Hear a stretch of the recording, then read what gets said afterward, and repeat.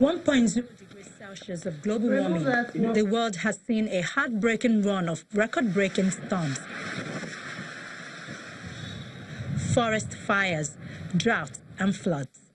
But all these will be nothing compared to what is to come if people around the world do not change their lifestyles and live in a sustainable manner. This is the warning the United Nations scientists who have just finalized the report on global warming have for the world.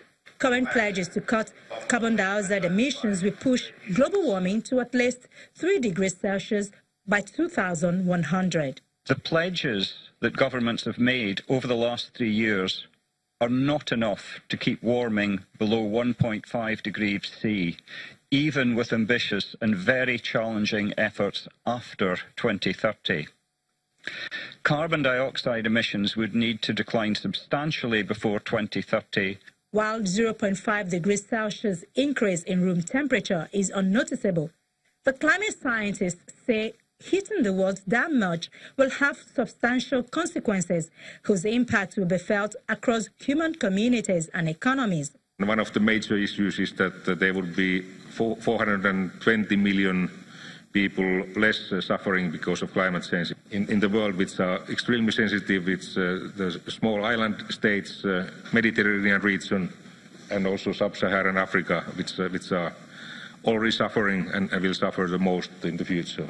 Chukwumerije Okereke is a professor of environment and development at the University of Reading in England and a lead author of the IPCC's special report on the impact of global warming of 1.5 degrees Celsius.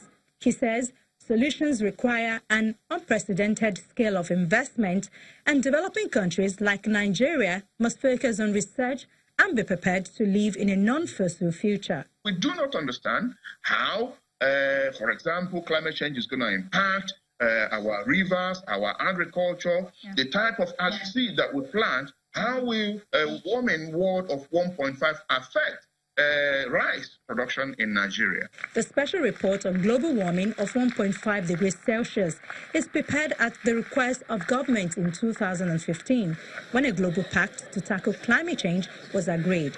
It will be a focus of discussion during the upcoming United Nations climate meeting in December. Ayola Kasim reporting for Channels Television News.